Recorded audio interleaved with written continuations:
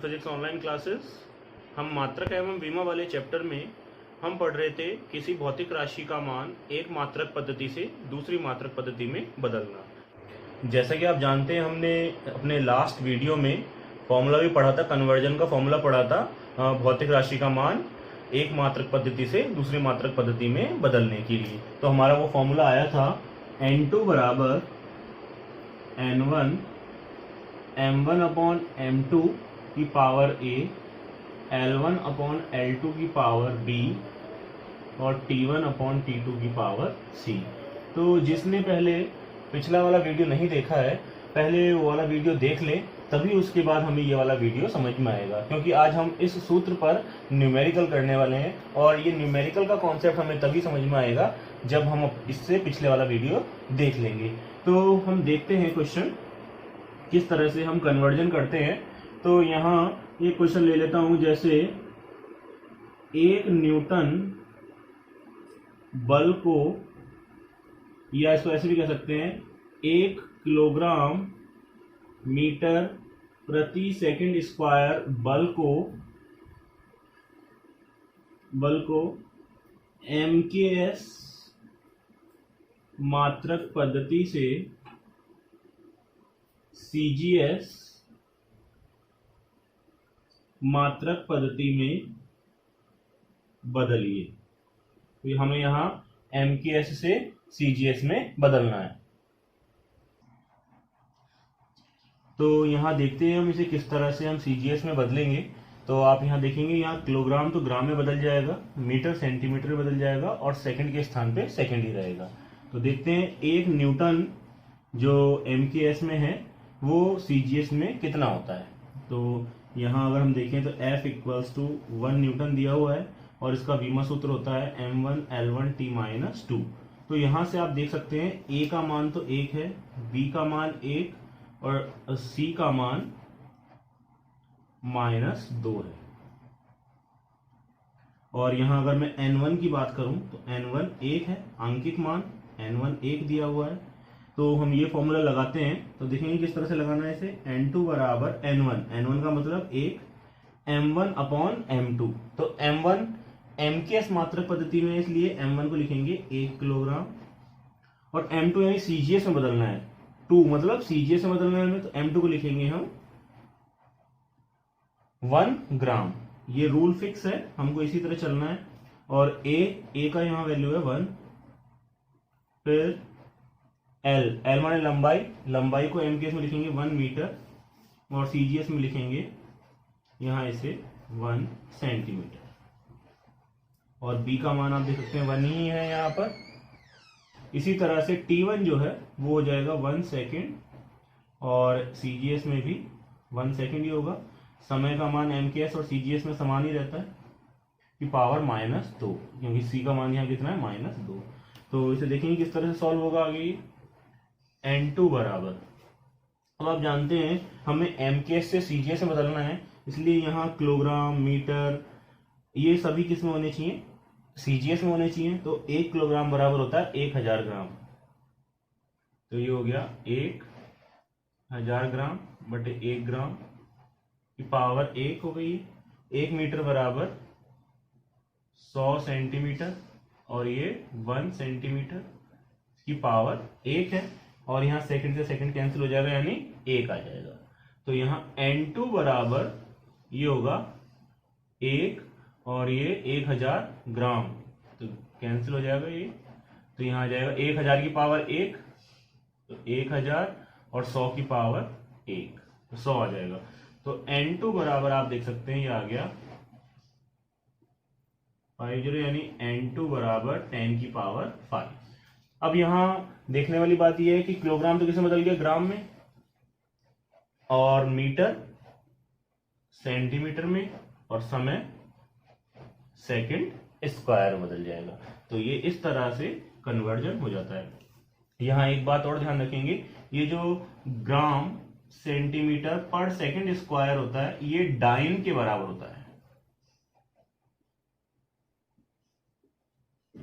ये डाइन के बराबर होता है, यानी जो बल का CGS मात्रक होता है वो क्या होता है, डाइन होता है। इसी को हम कहते हैं किलोग्राम सेंटीमीटर प्रति सेकंड स्क्वायर। लेकिन एमकेएस में न्यूटन होता है, इस बात का हम ध्यान रखेंगे। एसआई मात्रक पद्धति या एमकेएस में बल का मात्रक न्यूटन होता है और सीजीएस में डाइन होता है। तो न्यूटन तो किसके बराबर होता है, किलोग्राम मीटर प्रति सेकंड स्क्वायर के बराबर होता है। इसी तरह से डाइन ग्राम सेंटीमीटर प्रति सेकंड स्क्वायर के बराबर होता है। तो हम इसको ऐसे लिख सकते हैं कि N2 बराबर 10⁵ डाइन। तो हमारे पास एक रिलेशन आ गया कि 1 न्यूटन इक्वल्स टू 10⁵ डाइन। इस तरह से हम आसानी से एमकेएस टू सीजीएस बदल सकते हैं। तो ये हमारा क्वेश्चन किसके लिए हो गया, एमकेएस टू सीजीएस, सीजीएस। तो ये हमने सवाल लिया एमकेएस टू सीजीएस में बदलने का। तो आसानी से देख के इसे आप समझ सकते हैं। तो बच्चों हम यहाँ एक और क्वेश्चन देखेंगे, 1 जूल कार्य को सीजीएस मात्रक पद्धति में बदलो। यानी हमें यहाँ 1 जूल जो है कार्य हमें एमकेएस मात्रक पद्धति में दिया गया है और हमें इसे सीजीएस मात्रक पद्धति में बदलना है। तो मैं आपको बता दूं कि सीजीएस मात्रक पद्धति में जो कार्य का मात्रक होता है वो अर्ग होता है। ऊर्जा का या कार्य का जो सीजीएस मात्रक होता है वो क्या होता है, अर्ग होता है। ये होता है सीजीएस मात्रक, सीजीएस मात्रक। लेकिन एमकेएस या एसआई मात्रक क्या होता है, ये जूल होता है। एसआई मात्रक या एमकेएस मात्रक जो है वो जूल होता है। तो देखेंगे हम 1 जूल कितने अर्ग के बराबर होता है, देखते हैं इसे। तो N1 बराबर दिया हुआ है मुझे 1 और 1 जूल दिया हुआ है। और यहाँ अगर मैं इसके विमा सूत्र की बात करूं तो ये M1L2 T-2 होगा। कार्य का विमा सूत्र M1L2 T-2 होगा। तो सूत्र से अगर मैं लगाऊं कन्वर्जन वाले से तो N2 बराबर N1 M1/M2 की पावर A, L1/L2 की पावर B और T1/T2 की पावर C। तो कोई सी भी मात्रक पद्धति हो, समय पर कोई प्रभाव नहीं पड़ता। तो N2 बराबर N1 हो जाएगा 1 और M1 होगा 1 किलोग्राम और M2 1 ग्राम, जैसे अभी मैंने बताया था पिछले क्वेश्चन में। और A का मान यहाँ पर 1 हो जाएगा। इसी तरह से L1 1 मीटर और L2 1 सेंटीमीटर। और B का मान अगर आप देखो यहाँ तो B का मान हो जाएगा यहाँ आपकी बार 2। तो T1 सेकंड में ऐसे कैसे आ जाएगा, 1 सेकंड, ये भी 1 सेकंड। और C का यहाँ वैल्यू है हमारे पास -2। तो यहाँ तो कोई फर्क नहीं पड़ रहा, कट के 1 आना है। तो N2 बराबर ये हो जाएगा 1 किलोग्राम बराबर 1000 ग्राम बटे 1 ग्राम। इसकी पूरे की पावर 1 है। 1 मीटर बराबर 100 सेंटीमीटर और यहाँ 1 सेंटीमीटर की पावर 2 और ये कट के 1 हो जाएगा। ये ग्राम से ग्राम कैंसिल, सेंटीमीटर से सेंटीमीटर कैंसिल। तो N2 बराबर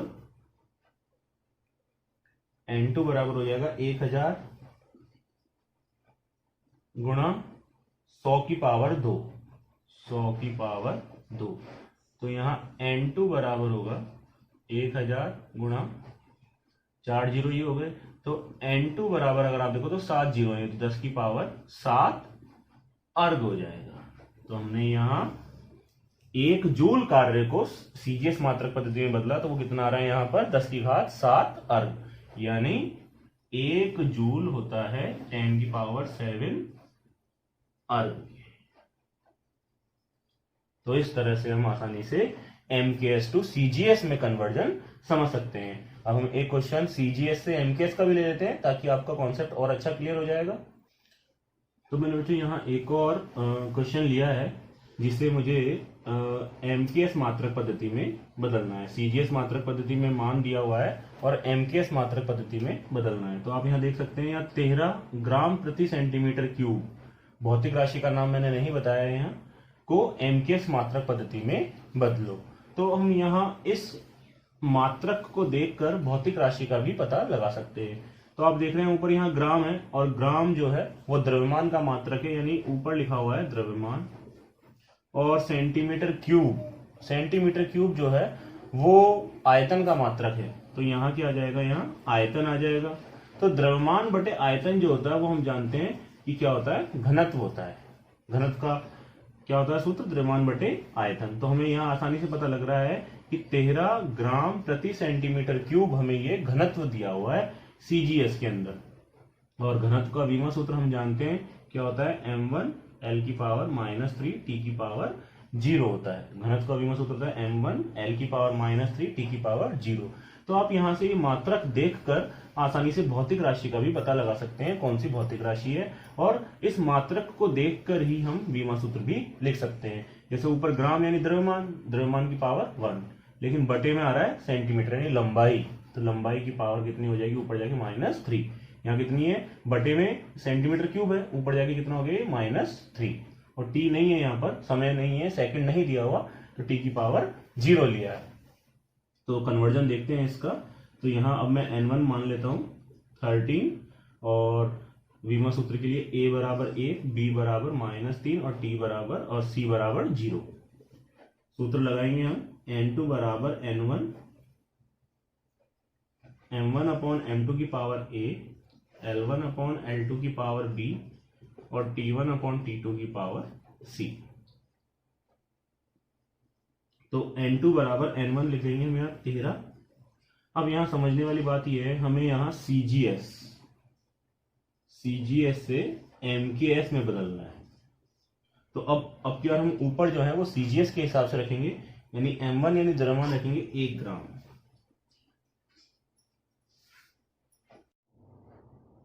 तो यहाँ अब यहाँ ध्यान रखेंगे, अब हमें यहाँ m1 को CGS के हिसाब से रखना होगा, क्योंकि हम यहाँ CGS से MKS कन्वर्ट कर रहे हैं।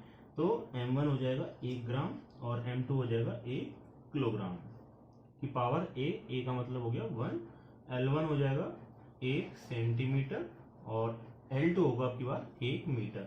लेकिन हमने जहाँ MKS से CGS में बदला था, तो हमने मीटर वाले को ऊपर लिया था और सेंटीमीटर वाले को नीचे लिया था, और इसकी पावर है b यानी -3, और यहाँ हो जाएगा ये 1 सेकेंड अपॉन 1 सेकेंड हो जाएगा की पावर 0। तो इसे सॉल्व करके देखते हैं। तो n2 बराबर 13 1 ग्राम और ये हो जाएगा 1000 ग्राम की पावर 1, और 1 सेंटीमीटर ये हो जाएगा 100 सेंटीमीटर की पावर -3, और ये कट के 1 आ जाएगा। तो यहाँ से n2 की जो वैल्यू आ रही है मेरे पास, वो आ रही है, ग्राम से ग्राम कैंसिल कर देते हैं, ये आ रही है 13, और 1/1000 का मतलब हो गया 10 की घात -3।